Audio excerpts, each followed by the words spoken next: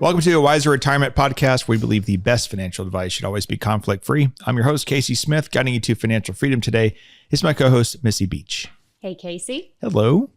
So, airline talk is taking over the podcast today. Wow. We will acknowledge that we have many clients who are not in the airline industry, but the airline industry, specifically pilots, is something that we specialize in, as well as other specialties. But we decided to take a podcast to talk about the different retirement offerings from the various majors. So today we're just going to focus on Delta, American, and United. It is a great time to be an airline pilot. Oh, that's for financially sure. speaking, for sure.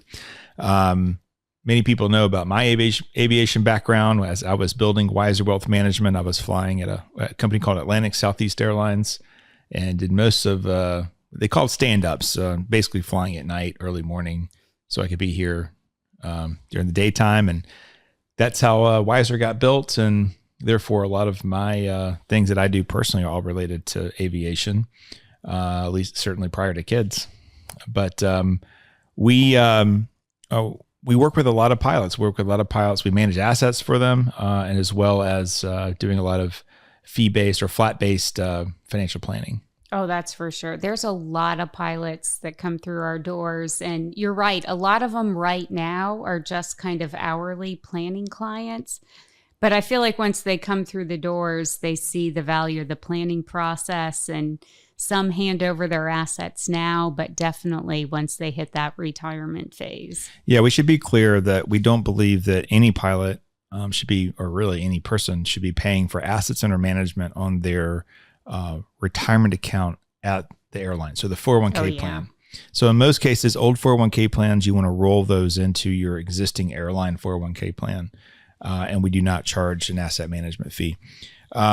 We have competitors who do, and you're going to end up paying them, if you use them, you're going to end up paying them over $2.5 million in fees over your career, assuming you start in your early 30s at one of these majors. We're talking to more young people, which is really exciting, but kids, these are kids 25 to 28 years old, getting first airline job.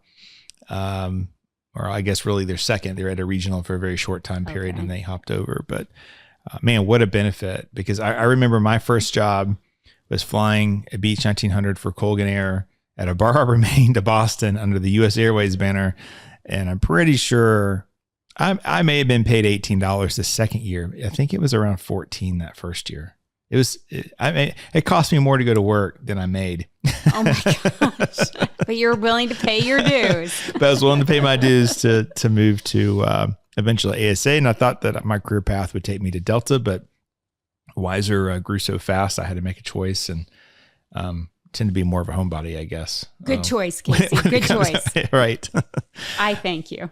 So now what I've done is worked really hard to educate the Wiser team about the life of a pilot. And a lot of times we'll either explain things you hear in meetings, jargon. The jargon. Yeah, exactly. So I would say, Missy, you're have definitely earned your first officer wings on the way to captain really fast on your pilot knowledge. Yeah, I feel like I should get some plastic wings. That's right. I'm not sure we even have those anymore. These two. All right. So let's get started. I want to focus on just really the highlights. We're going to focus on retirement choices, 401k plan choices, the cost of the 401k plan. Disability is important. Statistically, pilots are going to be disabled prior to somebody else just because of what it requires physically to fly, and which you can't have and fly airplanes, right? Yeah, Versus, we have a lot of pilot clients that come in while they're on disability. So It's very common. Yeah, you don't want your pilot having triple bypass and then coming back into work a week later, where you could probably pull that off in an office job if you really wanted to. But and then we'll also focus on the life insurance component of each airline. So let's go ahead and get this started. We're going to start with United. I think they have the most complicated to understand features of their retirement system. So first of all, when you think about putting money into a 401k plan, there's a period where you can max that out. So typically it's if you're earning over $255,000 a year, and you're putting in your maximum $22,500 or 30 if you're over the age of 50, you're going to hit that ceiling between your contribution and the company's contribution of $66,000 for this year, 2023, into the plan. When that happens, then that overage would just flow into your paycheck normally. But United has a very different system. So they have what they call an RHA, an active RHA plan, and then the RHA that is focused for retirement health care. So anything that you would earn in excess over, so they're putting in currently, well, starting in 24, they'll be putting in 17%. So whatever you make, they put 17% of that into the 401k plan. The RHA will house anything over that. Now, in addition, when you're flying, so your credit hours for the month, they're putting $1 per credit hour into what they call an active HRA. And so the active HRA is kind of like what we would call an HSA in our world. So that's money can be used for healthcare. So $1 an hour. So if you credit 150 hours, $150 goes into this account. You can use it toward medical. And then anything in the overage. So in January, anything over 15,000 gets rolled into the retirement health account. In June, anything over $5,000 gets rolled into the RHA, so the retirement health account. Once it's in the retirement health account, you can't spend it until retirement or you separate from the company.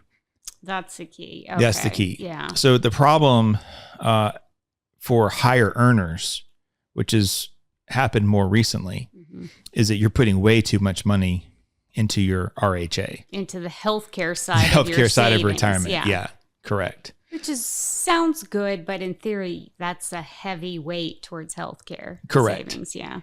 So to help solve this, they've launched a market-based cash balance plan, which will be in 24, which allows you to choose where do you want your average to go, into the market-based cash balance plan or the RHA. Now, neither one of these can be managed by you. It's basically managed by a third party that's handling it very conservatively. So let's assume 40% stock, 60% bonds is how that would be handled. So that's good. I will note that United, American, and Delta, all by 2026, the company puts in 18% of what you earn annually into your retirement accounts. So they're all pretty even when it comes to that. So anyway, I hope I'm explaining that very simply because I had to read through a lot of information to get through that. Get there. And for United pilots that are new to the market-based cash balance plan world, we should mention that that's like a general retirement account that would not be segmented only for healthcare expenses. So, that's correct. A lot more flexibility, and that would be a better target for those excess dollars than just the RHA. You're right. Or taking it and paying tax on it. Amen. So the market-based cash balance plan at United appears that you can turn it on and turn it off during certain time periods as to where you want your excess to go. That's good. The American is also having a market-based cash balance plan launched. Now, at the time of this recording, the union, so the Allied Pilots Association, APA, they're not ALPA. So backstory there is basically when TWA pilots got stapled to the bottom of the American pilots, which was ALPA, I guess at the time, the TBA people got angry and removed ALPA and then became Allied Pilots Association. As a very much of an outsider, I don't know if it has really benefited them. Maybe just firing ALPA was enough and they didn't care after that. But I would say that there is a push internally to bring ALPA back to the property. But I think they seem to be the kind of the last to get a lot of the features compared to Delta and American. But I say that Delta to say we United. Yes, you're right. Delta and United. I say that because we believe that the market-based cash balance plan there can be opted in and opted out over time. But their website was hacked and now is being held for ransom. So the people that were trying to help me, it's like, hey, we can't get into anything. But they did find some old contracting documents that were sent to me, and I was able to read through those. So it appears if it was voted in as it was written, then you should be able to opt in and out inside your market-based cash balance plan. Where at Delta, you're in now, or you're out. If you elected to be out, you can't get back in. And if you're a new hire there, you're just in. Yeah. So these market-based cash balance plans, we'll link to our video on this, but essentially it's kind of a no-brainer not to do it, because if you're already being taxed at these high rates, so you've made over 255 in many cases, especially if you're making over 400,000, you run into a situation where you're being taxed at that 37% tax rate, especially depending on what state you live in. So to say that you could take that money yourself and invest it and catch up with the market with up to a 37% deficit is statistically impossible. Wall Street can't even do that. No. And if you did do it, you took tremendous amount of risk. Yeah. You put everything in one cart and said, I hope this makes it, right? So it's kind of a we did the numbers on that, and we have a podcast actually about that, and then we also have some videos we'll link it to our show notes here. So going back to United, let's shift gears for a second, and let's talk about investment options. So when you look at United, American, and Delta, they all have very similar investment choices, as they should, based on the size of their plans. The United plan, I will say, if you stick to the asset allocations that are in the core asset classes, like large cap equity index, small cap equity index, bond index, the pricing is very competitive to the other airlines, and probably the lowest in the business. Oh, good. Period. Yeah. There's really no reason why you should be investing inside a brokerage link inside of any of these plans. You have very, very low cost inside the plan. The people who are doing brokerage links are typically more stock pickers. And the companies that are trying to drive you to the brokerage link are after your money, and they're charging 0.5% to 1% per year for your entire career, which adds up to millions of dollars in fees.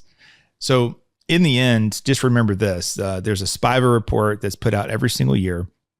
And that SPIVA report's by S&P, Standard & Poor's. They track all these managers versus various benchmarks. Mostly notable is the S&P 500. And over a 20-year period, you have a 2% chance of beating the S&P 500 by hiring another manager. So I promise you, our competitors that are trying to manage assets inside a brokerage link do not have the best of the best asset managers or even access to them. So in the end, to be that 2%, it's almost impossible. Over a 10-year period, it's 6% can beat the S&P 500. Now over like a 3 to 5 year period, it's around 35 to 40% in a good time. They've been doing this report for 20 years. So you can look at the different time periods, but ultimately, and that's when people advertise. That's when these companies advertise. Sure. We beat the S&P 500 for 3 years running or 5 years running. And the marketing department is really good at that, but it doesn't hold up long term is what we're seeing. Well, no, so, it never tells you what happened in the fourth year when it was down 12%. Right. That's right. So you want, I hate losing. I hate losing with a passion. That's what causes me to win. So in the end, you've got to focus on statistically what is going to beat or catch up or match the market, and that's the market itself. That's the S&P. These are these index funds inside your 401k plans. Now, another reason why those win is because the fees are so low. So at American, United, and Delta, you can build all these plans with costing less than 0.1%. That's great. I mean, if it was, a half a percent difference, that's a big deal. But when you're talking about 0.05% difference between the plans, you win. Now, in the United plan, if you go to the actively managed funds inside the plan, your cost increases greatly.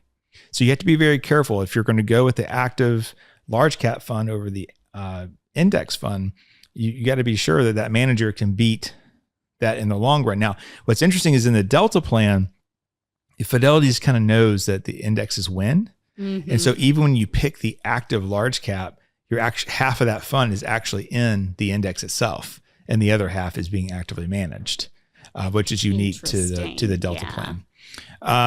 American's kind of the same way. If you get off the guardrails of the index funds, the fees will increase somewhat significantly. There's actually a lawsuit pending on the American plan, but it's not the pilot plan. It must be the employee plan, because they were running ESG funds inside their 401k plan, but there are no ESG related investments inside the American pilot plan. Okay. So that might be something different, but the S&P 500 itself has a very high ESG rating. You don't need an ESG focused fund when literally the S&P 500 has the highest rating by itself, which is a problem we run into with ESG focused funds. Is they underperform the S&P and have sometimes a worse rating than the S&P 500 itself. So that's kind of a gotcha, which I think the SEC is looking into rather heavily now with the greenwashing of funds.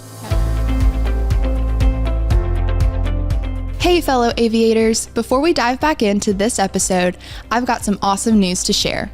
On our website, we've got a freebie just for you. Our team of financial advisors has done the legwork to provide you with free 401k allocations for all the major airlines. Getting your hands on your airline's specific allocation is a breeze. Just click the link in the episode notes or head over to pilotretirement.com. Now let's get back to the good stuff in this episode.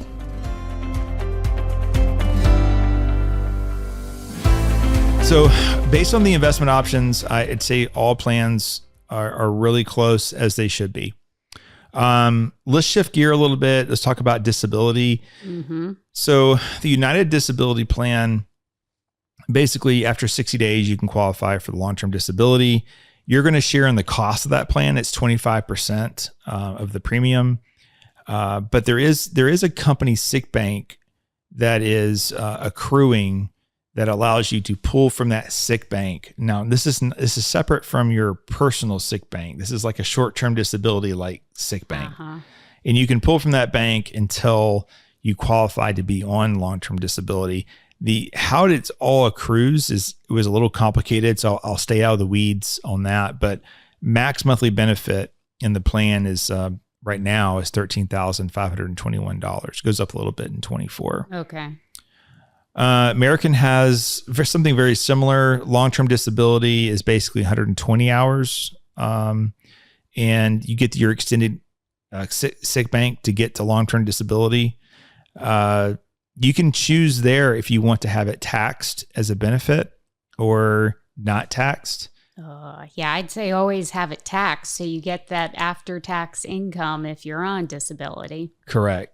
So basically, if you pay the tax now, then it comes tax-free later. Yeah. Which is what you want, because the payout's going to be higher at a time when you probably don't need any additional expenses. Exactly. Both plans appear to be at 50% pay. And then we roll into Delta. So the Delta disability is 50%, but no income limit. And then it has a 182-day elimination period. And then Delta is the only one that seems to be offering, and I always butcher the name of it, but it's basically a plan that allows for 100% coverage for the first year that you're on disability. There's 2 years worth in your lifetime there. But you can use a year at a time. And the name escapes me now, but all the listeners are going, you're yelling at me. Yeah.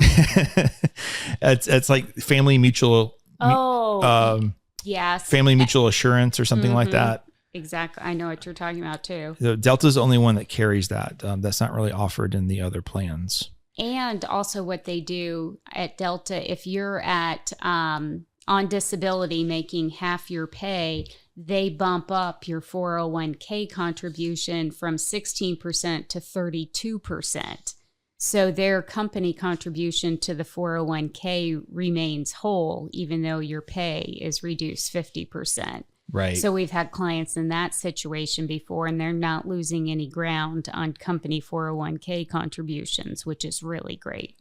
Yeah. And again, there's a lot of things that don't allow you to go fly that can persist for a longer time period where I can still come to work and work here fine, and no one knows anything was wrong with me. Absolutely. So that's why it's so important that when you choose an airline to work for, that you're choosing one that has a good disability plan. Absolutely. You don't think about that. You just want the job. Yeah. And we're not even focused on hourly pay, or who's getting paid the most to fly which aircraft. I have looked at that. It's all very similar. You know who thinks about it more are the spouses. When I'm sitting across the conference room table from a couple, it's the spouses that are like, well, what if you lose your medical? What are we going to do? Yeah. And so they're the ones that think about it more than the pilots. The non-working spouses. Yeah. Yeah. Or the ones that had to go out in disability for a year and realized that they're not invincible. Yeah. I've had a few conversations like that too. Okay. So let's talk about life insurance. So Delta's rolled out a new option. They have a group term. They have the best retirement or life insurance option. The company pays for $1 million next year, $1,068,000 in a group term life policy. But they're also rolling out a guaranteed variable universal life policy. Yeah. Group variable universal life. Yes. Thank you. Exactly. So I think it's kind of a no-brainer to go with the GVUL policy. Why is that? Because normally we're not really big on those kind of policies. No. This is like an exception to the rule, I guess, Casey. But in this case, as long as you're not adding any additional money into this universal life policy, keep it all things equal. The death benefit equals the death benefit, same amount, $1,068,000. But the premiums are actually lower on this GVUL policy. And since the premium is imputed income to the employee, it's better to take the GVUL coverage over the term policy. So imputed income is basically it's by the IRS. So if you have a life insurance policy that's worth more than $50,000, you have to pay imputed income tax on it. Exactly. As a benefit. So you're going to have a little bit more in your take-home pay if you switch over to the GVUL policy versus just that standard group term policy that everybody's used to having. Then it goes off the rails. Oh, yeah. That's what they don't show in the marketing material, right? In the marketing material, they were really, really good to show your tax savings. Oh, yeah. So MetLife has a great chart. I'm sure all Delta pilots have seen it. Have a great chart of why you should use the GVUL. Now, after that, it's very vague. Oh, yeah. There are no numbers. There are no numbers. And they talk about saving tax deferred is better than saving through a taxable account. And they have this little chart that goes from left to right and it's still very vague. That's because the math doesn't add up. Yeah. It's your typical universal life, pitch. Yes. So what they want you to do, MetLife, not necessarily the company, but what they want you to do is now add more money to that policy. To build up a cash value. To build up a cash value that you can borrow from in the future. How convenient. Free. Oh, yeah. You just pull it out. It's free money, right? Uh-huh. You have to remember what the cost of that is. So you're going to pay 2.25% per year in fees. There aren't even mutual funds. They can't call them mutual funds legally. They have to call them mutual fund-like accounts. They're actually called separate managed accounts. But when you're going to pay a 2.25% fee for that. And then you're going to build up this cash value in the plan and it can grow tax deferred. Right. All right. With a 2.25% drag, you could also go build a very tax efficient ETF portfolio, do tax loss harvesting on an annual basis, and you'll be way ahead of this chart that they show you. Yeah. So what we're telling Delta pilots is participate in the GVUL because it does save you in taxes. Do not add anything extra to the plan. Exactly. Keep it simple. Yes. Just life insurance is life insurance. Your investments are your investments, and they should never be merged in. Correct. And we should preface all this by saying it's not a huge amount of tax savings by switching from the group term to the group VUL. Yeah. I mean, you're not going to see a massive difference in your take-home pay. It's going to be minimal. Right. But, take every dollar that you can. As my grandmother said, every penny, if you manage your pennies, the dollars take care of themselves. Yes. Go Granny. All right. So that's Delta. United has a very similar offering in that they have a group life insurance at $750,000 flat. And then you can also do a variable option of that if you would like. And they've had that for a while. Okay. So again, sounds like you take the group variable to lower your imputed income tax, and then don't use it as an investment. Now, American does not offer the group variable. They have a flat $750,000, which has been substantially increased under their new contract. So, maybe a little lacking there, but you can, I know you can pick up additional insurance paid by you as far as group policies go. And, while $1,068,000 may sound like a lot of coverage, all the pilots that we do a life insurance needs analysis are underinsured yes. at that $1 million level. So correct. Pilots should not be shocked when they hear us say or hear anyone say that you need additional coverage. So additional coverage can be gotten fairly economically through ALPA. They have a 10-year flat fee term period and a 20-year period. And there's also more of like a group policy. It just increases a little bit each year based on your age. I still have my ALPA login. So for Delta and United pilots, I can often log in and kind of tell them what that fee would be by looking at a schedule as if I was trying to get a policy. Oh, yeah. Okay, super. So that's option for you. And then for those at American, I would just find a insurance broker. Mm-hmm. We have several that we can point you to that could pick up additional life insurance for you should you need it during your planning process. So in the end, I think that they're all very competitive. If you were trying to decide which airline you want to work for, and you're listening to this podcast, is maybe one has better benefits than other. They're all kind of the same, really, in the end. Mm-hmm. I would say go for quality of life. Try to pick a airline that you don't have to commute to work, or it's an easier commute if you live not in a majors hub. But it's definitely no doubt. I think I just saw Delta's going to be hiring 200 pilots a month through first quarter of next year. Wow. American is way behind as well. They have the most people leaving at American. Like retiring? They have the most mandatory retirements over the other two right now. Wow. So there's definitely a shortage. This is all on the heels of the VP of operations at FedEx just sent a letter to all the pilots saying that cargo loads were falling back to 2019 levels and that they should consider going to PSA, which is a regional airline, which caught my eye. I was like, what the heck? And I sent a message to somebody because I saw it in the news. And then they sent me the actual letter and I read it and it's real.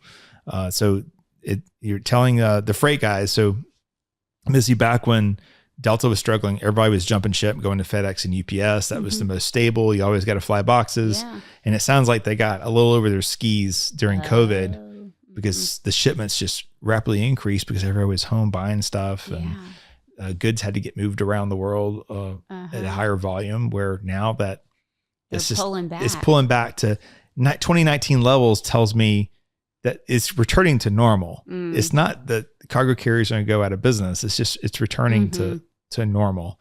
I will say this though. No one really talks about this. I'm kind of a space nut, and you look at what some of the things that like SpaceX is doing right now, they're acquiring these old oil pads like out in China.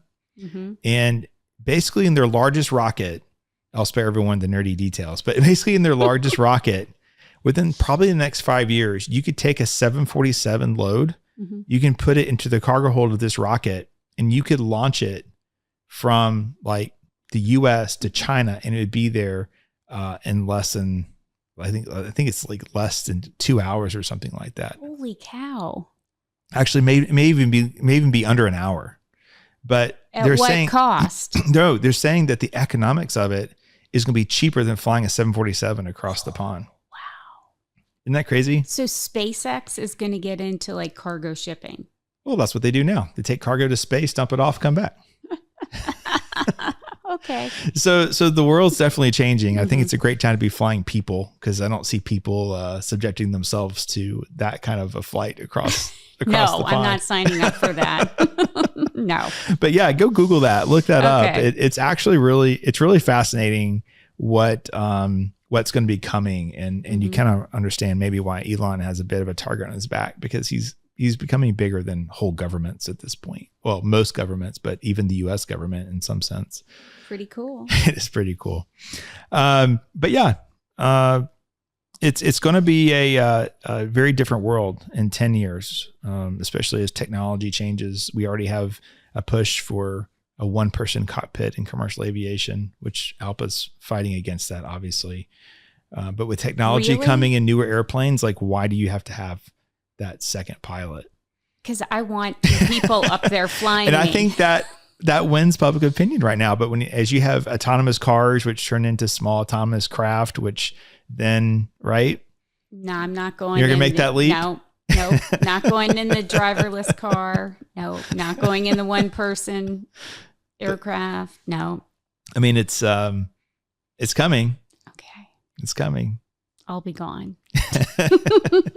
Well, you kind of see it in the Writers Guild right now, right? They had that strike because they wanted to limit how much AI could do writing, but they're just pushing off the inevitable. I guess so. I mean, there's a period where we didn't need buggy whips anymore, and those companies had to go out of business, and people had to make something different. But everything adapts. You're right, Casey. That's right. Wow. So anyway, thanks for listening.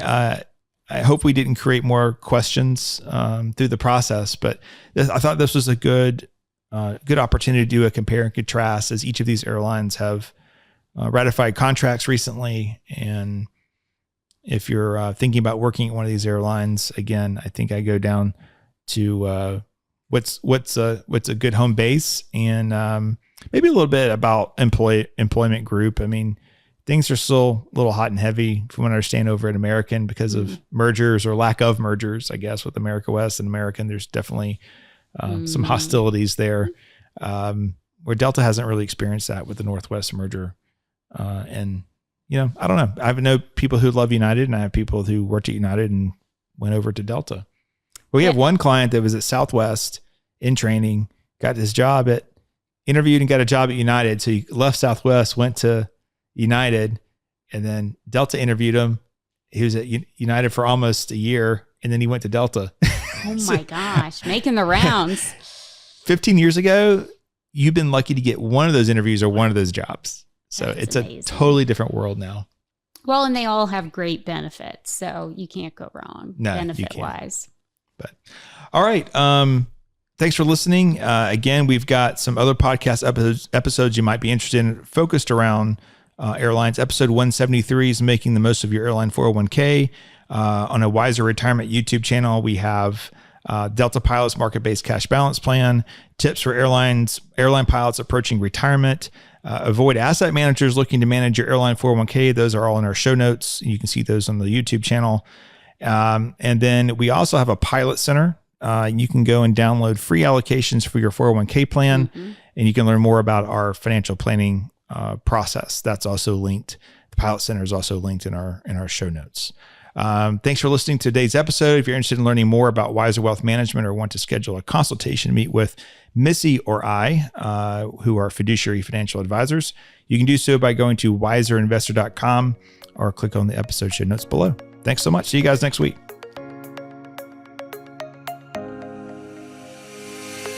Thanks for listening to a Wiser Retirement podcast. We hope you enjoyed today's episode. Make sure to subscribe wherever you're listening, that way you don't miss any new episodes. We'd also appreciate if you could leave a rating and review. If you have any questions about anything that was discussed today, head to wiserinvestor.com and reach out. This episode was produced and edited by Ken Hoadley.